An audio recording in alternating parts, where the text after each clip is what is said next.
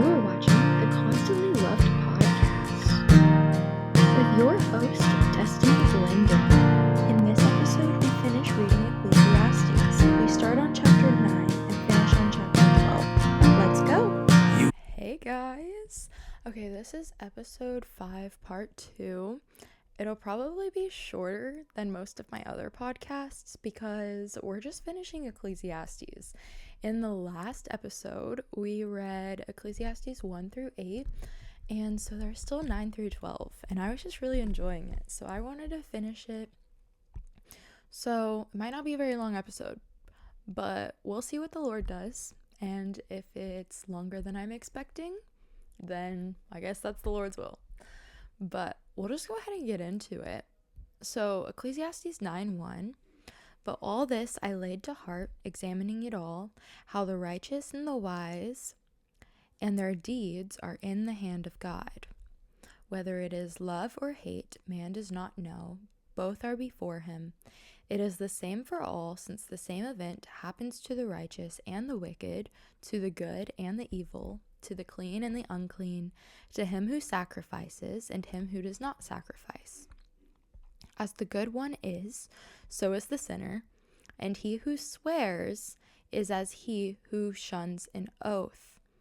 This is an evil in all that he has done under the sun, that the same event happens to all, aka we all die.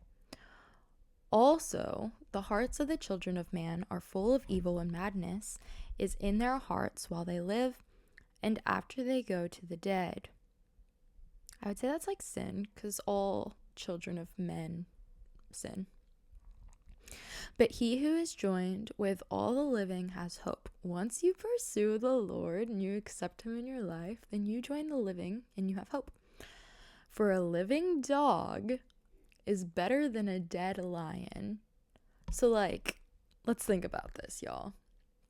A living dog, so you could just be a dog and you're going to battle with a lion, right? But the lion is dead because it hasn't decided to follow Christ. But you're a dog who would ultimately be considered more weak, but you're still alive because you chose Christ. So the thing that seems weaker can actually be stronger. Crazy! Okay. For the living know that they will die, but the dead know nothing, and they have no more reward, for the memory of them is forgotten. So if you're alive, if you follow Christ, you know what your ultimate reward is. But if you haven't decided to follow the Lord, then you don't really have a reward. Your life is kind of meaningless, and you don't really know what your purpose is. And so ultimately, you're going to be forgotten by man eventually. And so yeah, that's really just what it's saying. Their love and their hate and their envy have already perished, and forever they have no more share in all that is done under the sun. So once you're dead, you're done. You're done. That's what it's saying. Go eat your bread with joy and drink your wine with a merry heart, for God has already approved what you do. He wants us to have a joyful life. So he wants us to utilize the things that he gives us and enjoy our lives. Let your garments be always white. Let not oil be lacking on your head. Enjoy life with the wife whom you love all the days of your vain life that he has given you under the sun, because that is your portion in life and in your toil at which you toil under the sun. Whatever your hands finds to do, do it with your might, for there is no work or thought or knowledge or wisdom in Sheol to which you are going. So, yes, we have an ultimate reward, but he still wants us to try and do our best on the things that we are working on the earth. Especially since I feel like he uses those things to his glory. And we might not see that all the time, but he does. And so he wants us to work with our might. All of it. Again, I saw that under the sun, the race is not to the swift, nor the battle to the strong, and bread to the wise, nor riches to the intelligent, nor favor to those with knowledge, but time and chance happen to them all. For man does not know his time. We don't know when we're going to die. Like fish that are taken in an evil net and like birds that are caught in a snare. So the children of man are snared at an evil time when it suddenly falls upon them. It's sudden, you guys. No man knows the time, which is crazy. Okay. I have also seen this example of wisdom under the sun, and it seemed great to me.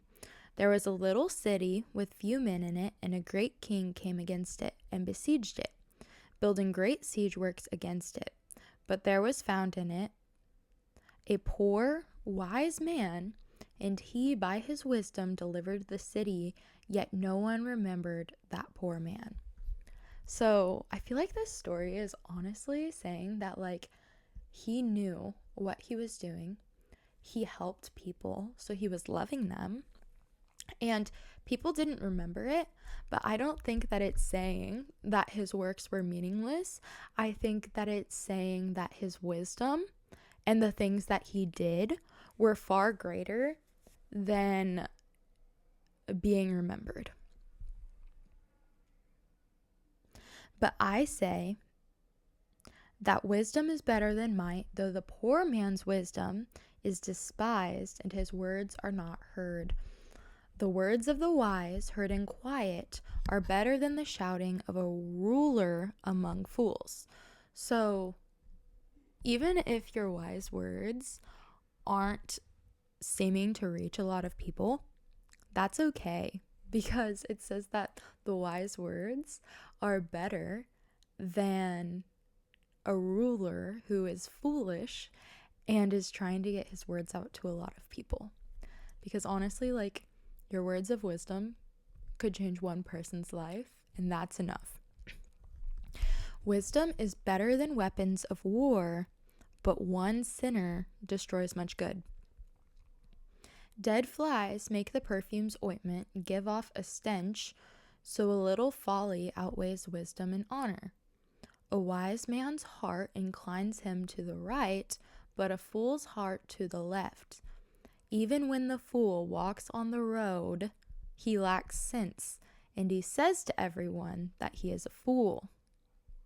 Y'all, the fool knows he's a fool? Crazy. Okay. If the anger of the ruler rises against you, do not leave your place, for calmness will lay great offenses to rest. So I feel like this is saying that we should be slow to anger and that we don't even have to do anything because the Lord loves us and he protects us. So if somebody does something to offend us, we don't have to take offense to it or really like take action to do anything for it because he will handle it for us. We need to forgive and he will heal our hearts. Like, he lays the offense to rest, regardless of if he does something to the person who offended us or not. He heals our hearts and allows us to forgive, which puts that offense to rest. There is an evil that I have seen under the sun, as it were an error proceeding from the ruler. Folly is set in many high places, and the rich sit in a low place. I have seen slaves on horses, and princes walking on the ground like slaves. He who digs a pit will fall into it, and a serpent will bite him who breaks through a wall. He who quarries stones is hurt by them, and he who splits logs is endangered by them. If the iron is blunt and one does not sharpen the edge, he must use more strength.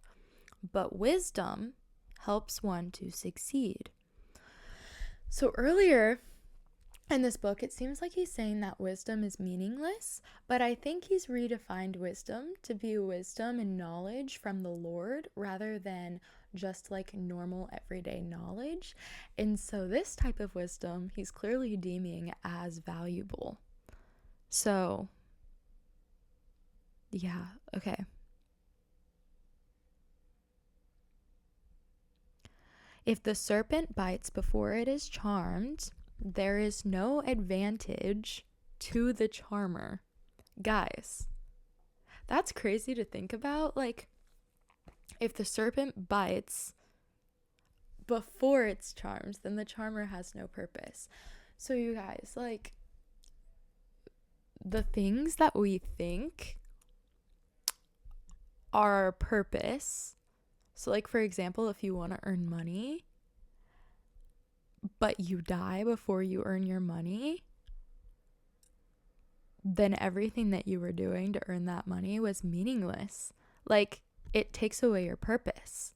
And so that's kind of what I feel like it's saying here is like the purpose of a charmer is to charm, right?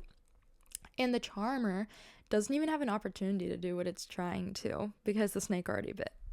That's crazy. Okay.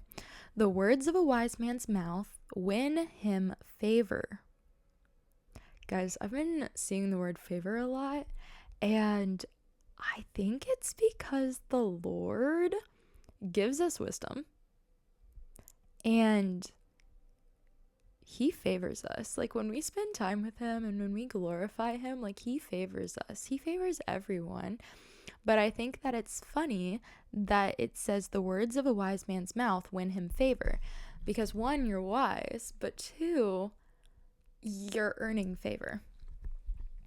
But the lips of a fool consume him. The beginning of the words of his mouth is foolishness, and the end of his talk is evil madness. A fool multiplies words, though no man knows what is to be, and who can tell him what will be after him? The toil of a fool wearies him, for he does not know the way to the city. Woe to you, O land, when your king is a child and your prince's feast is in the morning. Happy are you, O land, when your king is the son of the nobility, and your princes feast at the proper times for strength and not for drunkenness. Through sloth the roof sinks in, and through indolence the house leaks. Bread is made for laughter, and wine gladdens life, and money answers everything. Even in your thoughts, do not curse the king, not in your bedroom, curse the rich, for a bird of the air will carry your voice, or some winged creature tell the matter. So never curse the Lord, you guys, because he knows. So don't do it. Cast your bread upon the waters, for you will find it after many days. Give a portion to 7 or even to 8. Go, for you know not what disaster may happen on earth. If the clouds are full of rain, they empty themselves on the earth. And if a tree falls to the south or to the north, in the place where the tree falls, there it will lie. He who observes the wind will not sow, and he who regards the clouds will not reap. As you do not know the way the Spirit comes to the bones in the womb of a woman with a child, so you do not know the work of God who makes everything. Guys, this reminds me of Jeremiah, where it says, before I formed you in the womb, I knew you. Because we don't know, but he knows. Like, it says the Spirit comes to the bones in the womb of a woman with a child. So, like, he has already determined what's going to happen, but we have no clue.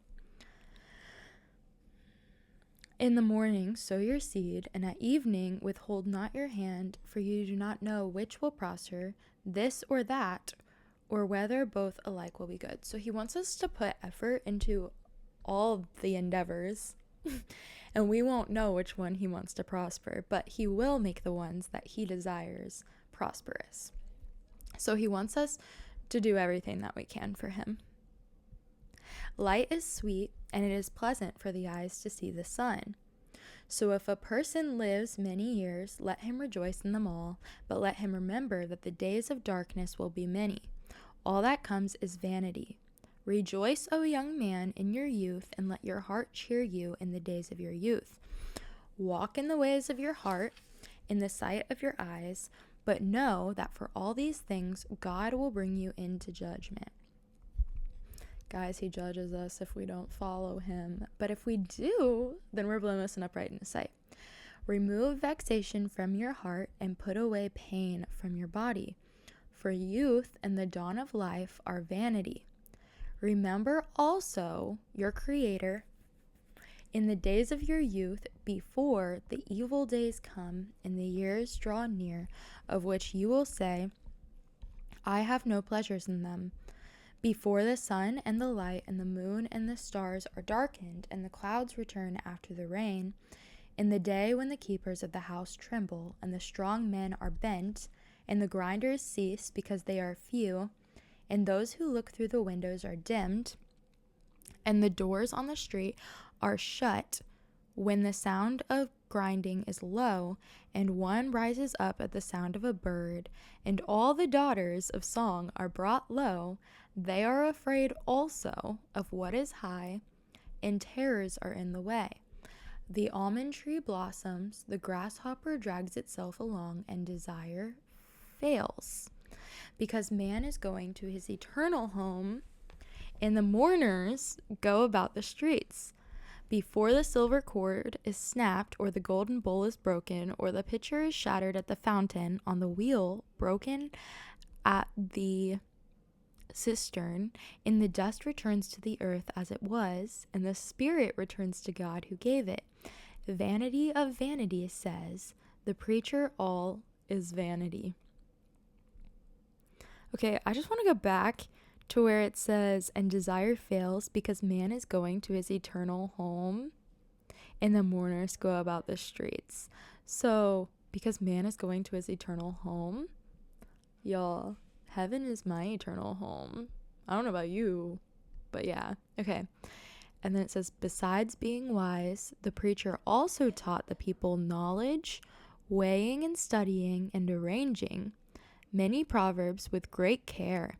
The preacher sought to find words of delight, and uprightly he wrote words of truth.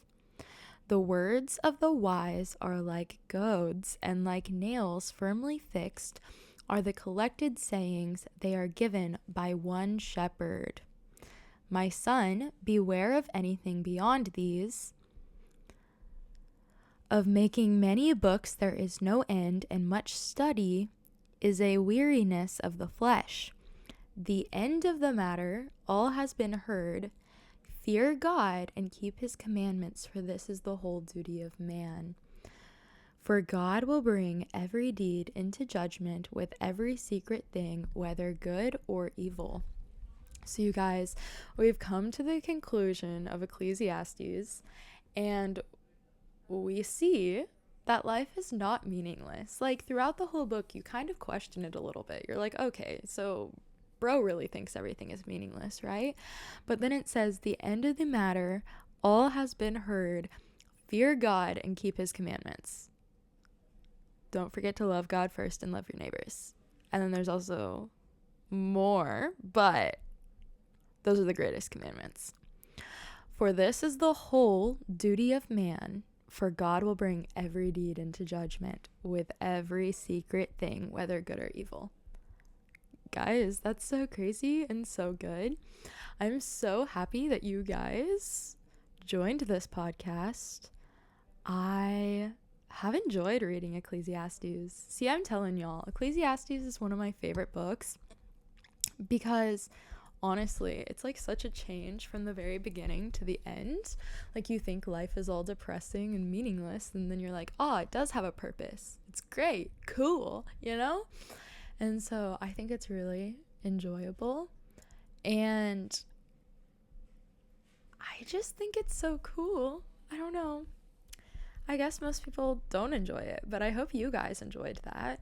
I hope God taught you something. And yeah, I can't wait for the next episode. Okay, bye guys.